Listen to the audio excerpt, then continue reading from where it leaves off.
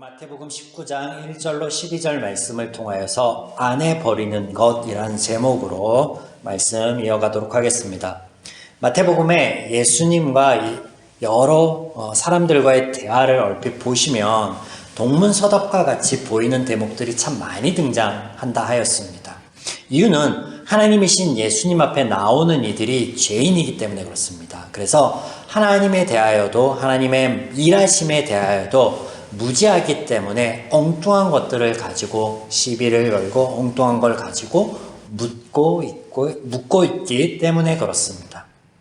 이런 엉뚱한 물음에 예수님께서는 그들의 접근이 틀렸다, 죄인의 기준과 마음이 바뀌어야 된다라는 것을 가르치시기 위해서 이 목적을 가지고 말씀을 이어가신다라는 것을 늘 우리가 염두에 두어야 하겠습니다.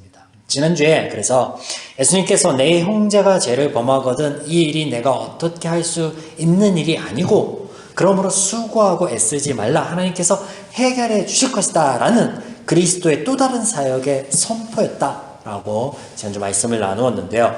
오늘 조금 더 언급하고 오늘 이어지는 말씀이기 때문에 조금 더 살펴보고 본문을 이어가겠습니다.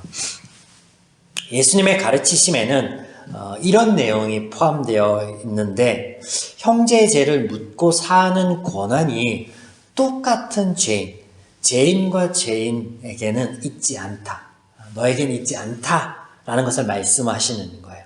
예수님의 사역의 결과, 죄 용서와 죄 문제 자체를 해결해 준다라고 말씀하시는 것이 본문에서 이야기하는 첫 번째 진리라고 한다면, 이 자격에 관한 게 두 번째 진리라고 할 수 있겠습니다. 같은 죄인이기 때문에 죄사함이나 그 죄에 대하여 따져 물을 자격이 없다라는 거예요. 자격이 없다. 또한 이 자격에 관해서는요, 본문에서 함께 언급되고 있는 관계성 안에서 살펴볼 필요가 있습니다. 사실 마태복음 17장부터 이후에 계속 이 관계성에 대해서 예수님께서 말씀하고 계시거든요. 17장에서는 예수님께서는 하나님이신 당신과 모든 인간, 즉 죄인과의 관계에 대해서 말씀을 하시는데, 성전세 사건을 통하여 아버지와 아들의 관계로 설명을 하고 있어요. 또 이어지는 18장에서는 용서에 대한 비유를 가지고 하나님의 책임적인 측면을 강조하기 위한 주인과 종의 관계로서 소개하고 있어요. 그래서 하나님의 책임을 강조하기 위해서 내게 속하여 있는 자에게 내가 그를 위하여 애쓰고 수고한다라는 것을 말씀하시는 거예요. 그런 관계성을 말씀하시는 거예요.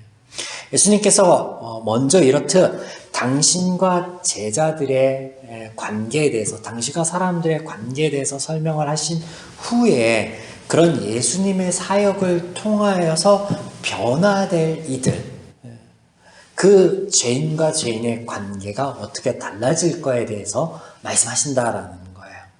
바로 마음으로부터 형제를 용서할 수 있도록 변화된 사람이 그것이었죠. 죄에 대하여 자유해지고 관계 또한 회복되어질 것이다. 이것이 그리스도의 사역의 결과다라고 말씀하시는데, 중요한 것은 먼저 하나님께서 당신과 죄인의 관계를 말씀하시고 이후에 죄인 사이에 회복될 관계를 말씀하신다라는 거예요. 그러나 예수님의 이 말씀과 사역은 아직 죄 문제가 해결되지 않았던 당시 제자들과 또 여러 사람들은 이해하지 못한다라는 거예요. 때문에 이후로 등장하는 이야기들 속에서도 우리는 여전히 엉뚱한 질문들을 가지고 예수님 앞에 나오는 사람들을 보게 될 것인데, 오늘 볼 내용이 이 연장선입니다. 예수님께서 요단 건너 유대지경에 이를 때 거기서도 수많은 무리들이 예수님 앞에 나왔죠. 예수님을 따라다녔습니다. 예수님께서는 그곳에서 예전처럼 그들을 불쌍히 여기시기에 치유사역을 이어가시죠. 이때 종교 지도자들 중 몇몇이 바리새인들과 함께 예수님을 시험하고자 찾아옵니다. 여러분 혹 간파하셨는지 모르겠지만 마태복음에 보시면 예수님의 제자들이 예수님께 나올 때 모습하고요, 종교 지도자들이 예수님 앞에 나올 때, 대화를 이끌어갈 때의 모습이 각각 다릅니다. 다르게 나와요. 캐치하셨는지 모르겠지만 이렇게 나옵니다. 제자들은 예수님께 나올 때 그들이 궁금한 것, 모르는 것에 대한 질문의 형태로 다가갔거든요. 근데 보통 그렇게 다가가는데 종교 지도자들은요, 예수님께 다가올 때 먼저 예수님을 시험하고자 이야기를 건넵니다. 시험하고자, 테스트하고자 대화를 시작한다라는 거예요. 재밌는 대목이죠. 오늘도 마찬가지입니다. 지금 바리새인과 종교 지도자들이 예수님을 시험하고자 나오는데 그 중심에 무엇이 있냐면 이혼에 관한 문제가 있습니다. 이혼.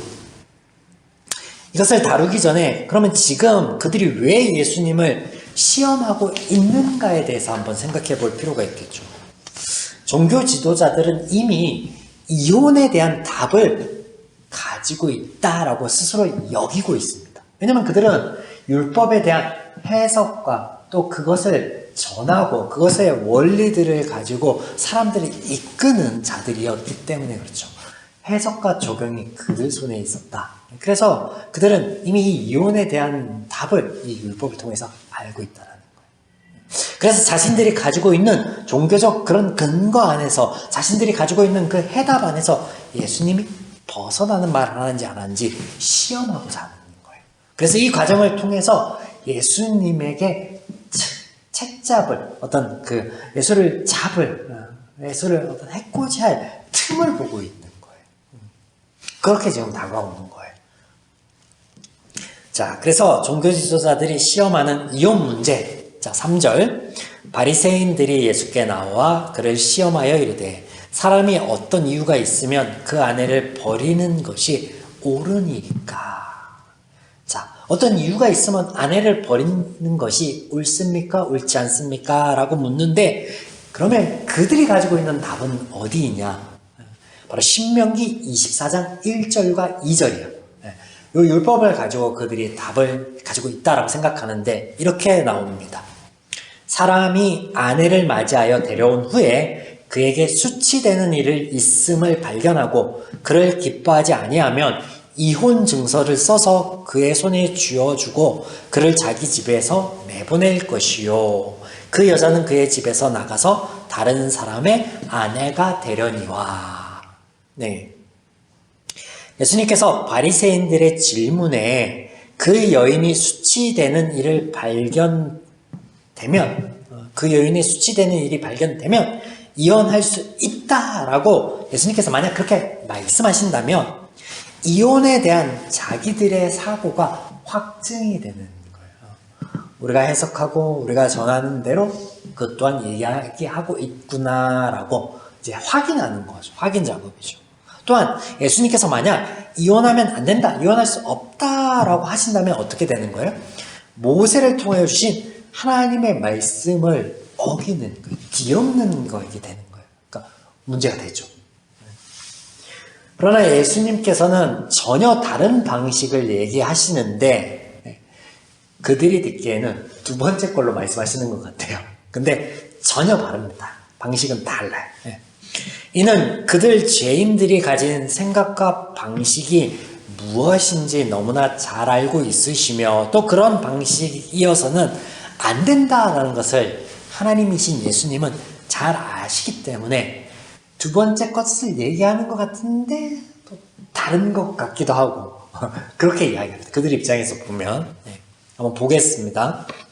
예수님께서 대답하여 이르시되 사람을 지으신 이가 본래 그들을 남자와 여자로 지으시고 말씀하시기를 그러므로 사람이 그 부모를 떠나서 아내에게 합하여 그 둘이 한 몸이 될지라 하신 것을 읽지 못하였느냐.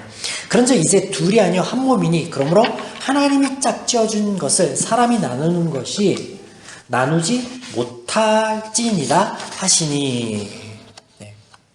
말씀드렸듯 얼핏 보면 예수님께서 이혼하면 안 된다라고 말씀하시는 것 같습니다.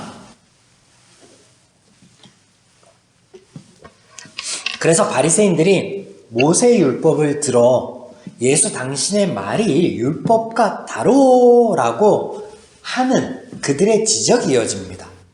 여짜오되 그러면 어찌하여 모세는 이혼 증서를 주어서 버리라 명하였습니까?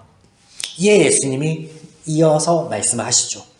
예수께서 이르시되 모세가 너희 마음의 완악함 때문에 아내 버림을 허락하였거니와 본래는 그렇지 아니하니라. 내가 너희에게 말하노니 누구든지 음행한 이유 외에 아내를 버리고 다른 데 장가드는 자는 간음함이니라. 예수님께서 이렇게 말씀하심은 앞서 말씀드린 대로 이혼에 대한, 이 이혼 문제에 대한 찬반을 말씀하시는 게 아니에요. 해야 된다, 안 해야 된다, 이것을 말씀하시는 게 아니에요. 예수님 앞에 나온 종교 지도자들이 이혼이 가능하고 그 이유에 대하여 찾는데 남편이 아닌 오직 아내에게서만 이혼 사유를 찾고 있는 것에 대해서 지적하십니다. 그리고 동일한 말씀인데 창세기 말씀은 이야기하지 않고 모세가 이야기한 신명기 말씀은 가져와서 지키려고 한다라는 걸 지적하는 거예요. 자, 쉽게 얘기하면 말씀에 두 가지의 경우가 있다라고 하면 어느 한 가지를 선택해야 되는 문제가 발생할 수 있는데, 그런데 그들은 이미 답을 정해놓고 한 가지만 가지고 선택하고 있다라는 거예요. 그걸 말씀하시는 거예요.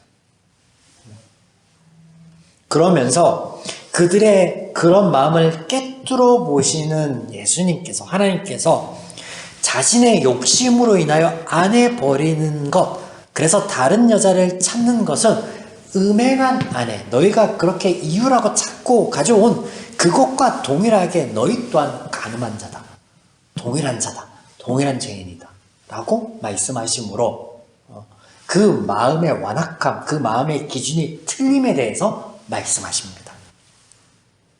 하나님께서 처음 부부, 가정이라는 공동체를 만드심은 그 안에서 행복의 구현과 온전한 사랑의 배움과 하나됨을 바라보셨습니다. 그런데 인간이 죄인이 되어 하나님과 다른 마음, 다른 기준을 가진 후로는 비록 부부라고 할지라도 나의 행복을 위한 수단으로 전락하고 말았다라는 것이죠.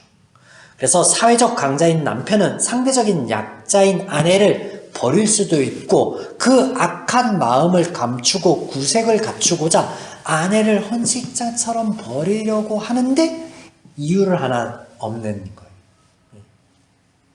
이에 하나님께서는 그 이유가 아내가 부정한 일을 저질렀다라는 거예요. 그래서 찾는 이유. 그래서 하나님께서는 약자인 아내를 보호하기 위해서 모세를 통하여 이혼 증서를 주어서 그가 해를 당하지 않게 하라라고 보호하셨다라는 것을 말씀하시는 거예요, 예수님께서. 또한 아내도 마찬가지입니다. 자신의 남편에게 사랑을 채우지 못하고 다른 이에게 눈을 돌리면 비록 지금 유대 사회에서는 상대적인 약자인 아내에게 더 큰 죄를 묻지만 남편과 다르지 않아요. 다르지 않다라는 거예요. 두 경우가 같다라는 것이죠.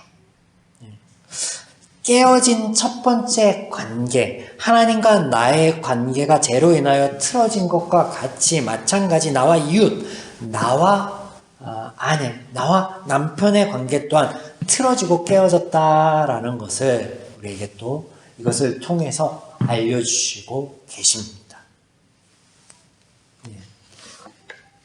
본문이 그런 내용입니다. 그런 내용이에요. 그랬더니 아직도 깨닫지 못하는 죄인들인 남편들의 반응이 어떻게 등장하냐면요. 9절과 같이 등장하는 거예요. 뭐가 이렇게 복잡해? 차라리 장가가지 않는 게 낫겠습니다. 이렇게 복잡하면 필요 없어. 하나님 말씀이고 뭐고 필요 없다. 그런 식이에요. 죄인들. 얽매이지 않고 자신들이 추구하는 바를 얻겠다라는 아주 고약한 죄인들의 심보가 여기에 드러나 있죠. 또 말미에 예수님이 한마디 더 보태시는데 고자에 대한 말씀하십니다. 이건 무슨 말이에요? 고자에 대한 말씀. 12절 고자에 대한 말씀은 그러면 어떻게 우리가 지금까지 살펴본 문맥의 흐름에 따라서 볼 수 있을까? 간단합니다. 너희가 고자가 아닌데 결혼이라는 제도 외에 가능하겠느냐? 하나님께서 만드신 결혼이라는 제도 외에 너희가 하나님 앞에 범죄하지 않는 않을 수 있는 너의 어떤 기준이 있고 너의 방법이 있겠느냐.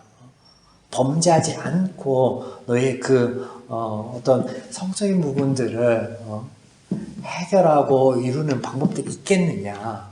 그걸 말씀하시는 거예요.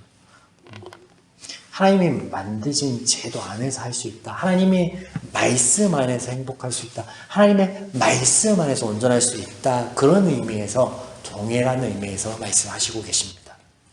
하나님께서는 자유와 행복을 얽매이기 위하여 하나님께서 우리에게 자유와 행복을 제한하기 위해서 하나님과 우리의 관계를 말씀하신 적이 한 번도 없어요. 그런 류의 말씀을 하신 적이 없어요. 마찬가지입니다. 하나님이 그렇게 우리와 당신의 관계를 보여주셨듯이 남편과 아내의 관계, 사람과 사람과의 관계도 그러하여야 된다라는 거예요. 이런 관계를 통해서 온전한 행복에 대하여 구현해내어야 된다라는 것을 말씀하시는데 하나님의 관계가 먼저예요. 하나님과 우리의 관계.